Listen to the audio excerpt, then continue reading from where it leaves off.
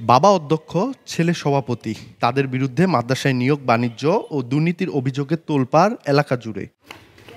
পঞ্চগড়ের দেবীগঞ্জ উপজেলার ভাওলাগঞ্জ দারুস সালাম নেসারিয়াম আলিম মাদ্রাসা দীর্ঘদিন ধরে শিক্ষা কার্যক্রম চালালেও এখন সেই প্রতিষ্ঠানে চলছে নানা অনিয়ম, এমনই অভিযোগ স্থানীয়দের।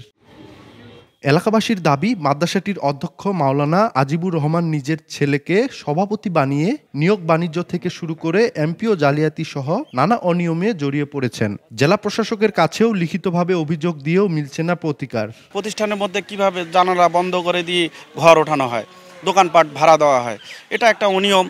আমাদের এখানে দীর্ঘদিন যাবৎ এখানে এনটিআরসি থেকে কোনো শিক্ষক নিয়োগ হয় না। অনেক অভিযোগ আছে। আপনি অভিযোগ যদি ধরতে চান তাহলে ওনার নিয়োগ বাণিজ্য থেকে শুরু করে চোরাচালান, নারী কারবারি এবং জামানতের টাকা যে আত্মসাতের, এই বিষয়গুলো বিশেষ করে আমাদের নজরে আসে। হুজুর এখানে দোকানপাট এগুলা মানুষের কাছে জামানত নিছে, জামানত নিয়ে দোকানগুলো ভাড়া দিছে। এখন ভাড়ার টাকা উঠায় ওরা রিসিভ দেয়, রিসিভ দিয়ে কারো কাছে 1500, 1200, 1300 এইভাবে যার কাছে যেরকম পায় ওই রকম করে নেয়। নেওয়ার পরে এখন ওদের রেজুলেশন খাতায় কিন্তু আছে 300 করে।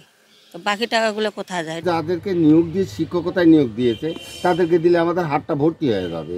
মাদ্রাসাটা লাগে না, মাদ্রাসা জায়গায় দিতে পারবে না। আর এর এত দুর্ব্যবহার, যেটা দুর্ব্যবহার করে এটা মানুষের কাছে কোনো রকম প্রয়োজনীয়তা নয়, বা কেউ পরিষ্কারভাবে এটাকে পছন্দও করে না। এই ব্যাপারে ওনার একটা সুস্থ সুবিচার হওয়াটাই এটা আমরা চাই।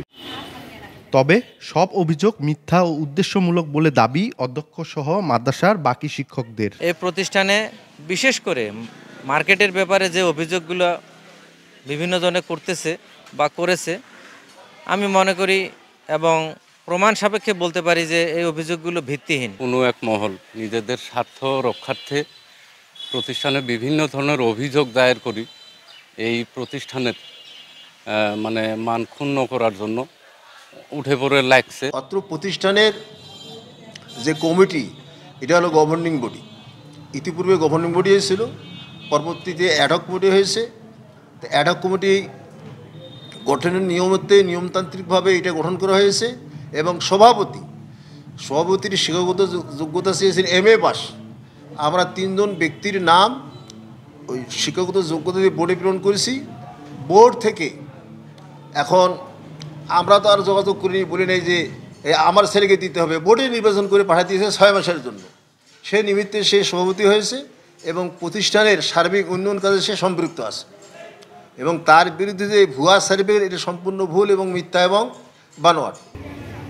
এদিকে অভিযোগের পর তদন্তে নেমেছে উপজেলা প্রশাসন। ইতিমধ্যে প্রাথমিক তদন্ত শেষ করেছেন উপজেলা নির্বাহী কর্মকর্তা। জেলা প্রশাসকের কার্যালয় থেকে আমরা তদন্তের জন্য চিঠি পেয়েছি এবং তার প্রেক্ষিতে এই প্রতিষ্ঠানে গিয়ে তদন্ত কাজ করা হয়েছে এবং বিশিষ্ট যারা জড়িত বা যাদের বিরুদ্ধে অভিযোগ তাদের কাছ থেকে প্রয়োজনীয় কাগজপত্র নেওয়া হয়েছে।